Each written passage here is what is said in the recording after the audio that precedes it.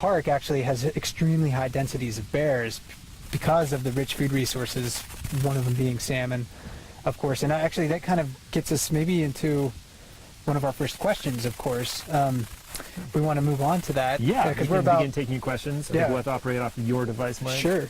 Yeah, because we're about 25 minutes in, and I guess we should reintroduce ourselves in case you joined the chat a little bit late. We're going to be with you until the top of the hour, and my name is Mike Fitz, and I am a fellow with Explore.org to work with the bear cams this summer. And my name is Andrew. I am a ranger here at Katmai National Park Reserve, and again, if you're just joining us, we're broadcasting live from above the Brooks River, above Brooks Camp, on top of Dumpling Mountain. Yeah, and this is such a great panorama. I mean, there's a million things that we could talk about up here. One of the first questions that we have here is actually just about the whole of the park. How many bears do we have in the whole of the park? Because we have a lot of bears down at Brooks River below us here, but we have again this vast wilderness panorama, and there's bears basically across every portion of it. So, and I always think this is very funny because the Brooks River area is remarkable. It is amazing. It is incredible, fantastic bear viewing. But it is about 36 individual bears that were seen using the river in September. But again, this is just this area. Right, and then across the whole park, a couple thousand, give or take. 2,000 is what I've been hearing. Yeah, and we haven't run a population estimate since, or I shouldn't say we, because I wasn't a part of it. The park. You specifically did a survey. Bears returned the survey. Right, I just went around and counted them all. Yep. But the National Park Service flew some aerial surveys in 2006 or 2007, if I remember correctly, and it was about 2,200 bears at that time. So, and on the Pacific side of the park, very, very high densities of bears. Really anywhere, again, where you find salmon congregating, that's where the bears are going to be congregating as well. So Katmai has more brown bears certainly than any other national park in North America, perhaps the world too. There may be some places in Kamchatka that I don't know that rival that. Kamchatka, for folks who don't know, is on the eastern side of Russia, sort of the other side of the Bering Strait from Alaska. Yeah, similar habitats, volcanoes, salmon, brown bears over there. But this is one of the most productive brown bear habitats that you could make. I mean, you couldn't really design better brown bear habitat than what we have right here. And it's also unique, so we have these 2,000 brown bears roughly in the park, and they congregate in ways here that you don't really see other places.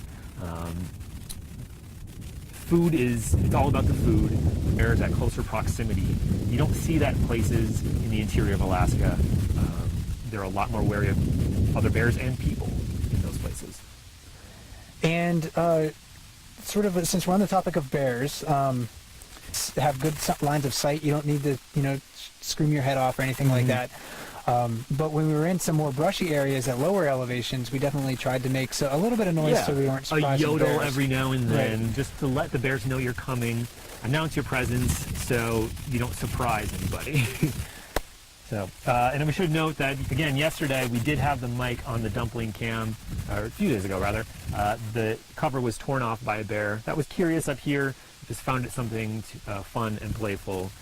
So they're up here, even though we're on top of the mountain, they're up here on this open tundra as well. And that's why, at Brooks River especially, or really anywhere that you go in Katmai, you shouldn't really be leaving anything unattended, unless you have a pretty stout, nice electric fence to go around it, which is used quite frequently by backcountry travelers around here to protect your stuff, because bears have a very innate and strong sense of curiosity, and they're going to explore pretty much anything that's strange to them. They are very playful and sort of like babies.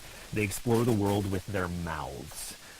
They like to, they'll smell things quite vigorously and find things. They can seek things out, but once they come upon them, they like to taste it. They like to chew on things.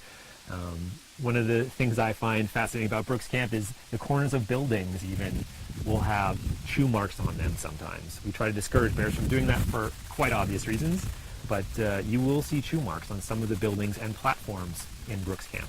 I'm actually a little surprised that we haven't had more bears investigate sort of like the infrastructure on this webcam up here.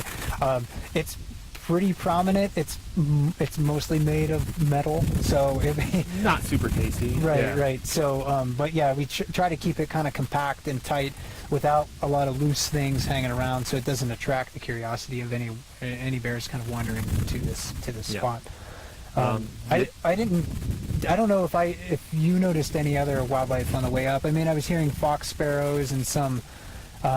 I heard a hermit thrush. There's some pipits that I was hearing calling as we were setting up, but it was a pretty quiet hike overall. The only other wildlife I saw specifically was a ground squirrel up here near Oh right, how could I forget? Yeah. near where we are broadcasting Yeah. from right now, that I don't think was very happy that we were sort of in its space.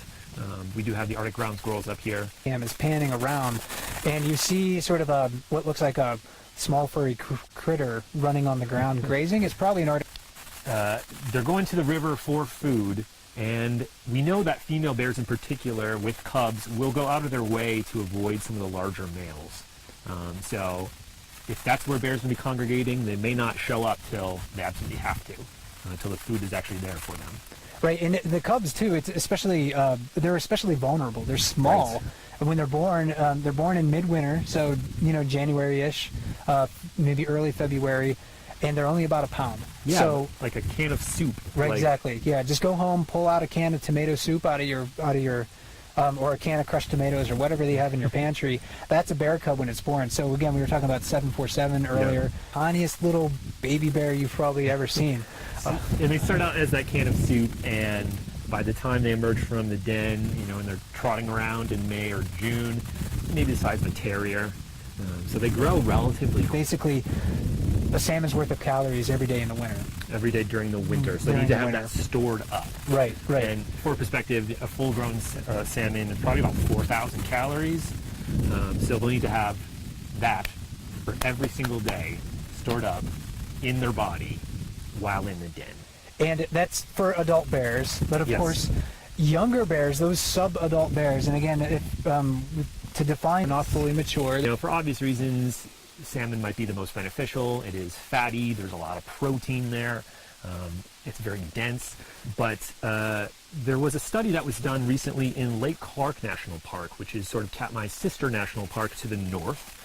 They studied brown bear diets up there and actually found that there's pretty remarkably high percentages of vegetation in a lot of their bears' diets. So there is a bit of a sweet spot. Getting salmon and fishing can be very labor intensive. It's a lot easier to graze.